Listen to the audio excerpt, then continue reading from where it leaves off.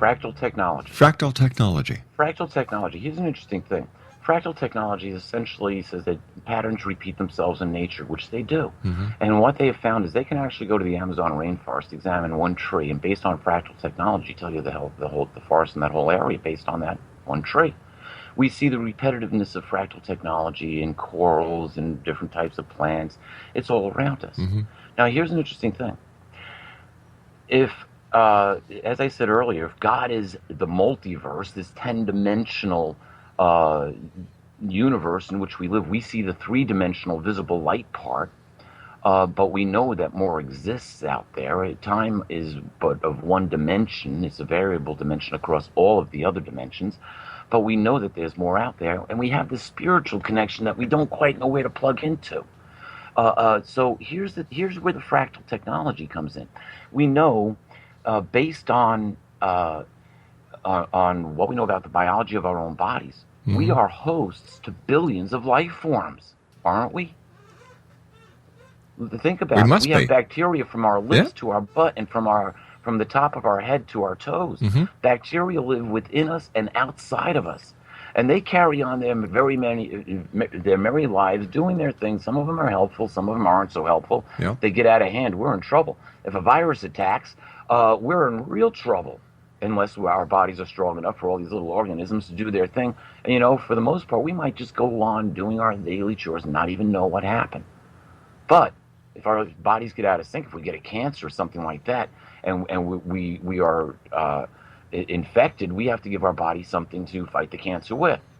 Well, the same is true for the universe. The problem is that there's a cancer here on Earth. Called humans.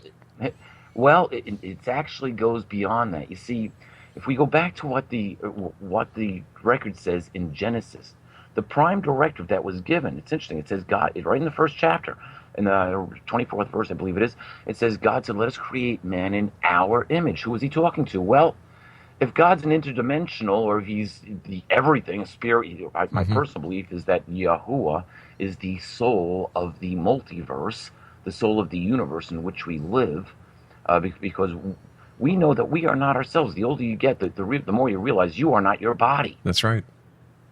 It's like your imaginary friends all come back. But I say that and I laugh. Here's the thing.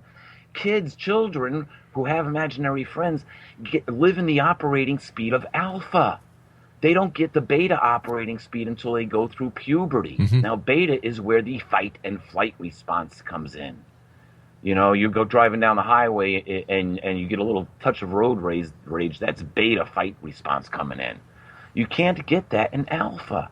You see, when we get older, we get a little bit more settled. We take time out from our busy schedule. We might, grab a cup of coffee and think about that cruise we're going to go on, or future vacation somewhere, and we visualize it, and then we make it come true. That's alpha. Alpha is where we start to see our future. Theta, which is the next lower operating speed of the mind, we can actually see things. It's called remote viewing. The Farsight Institute does it all the time. You go down to delta, which is the lowest operating speed of the brain, and you can have this is where you get lucid dreaming and out-of-body experiences at. Peter, I hate to do this, my friend, but we're running out of time very fast. I want to thank you so much for coming on. We'll have to have you back on in the very near future to continue this amazing conversation.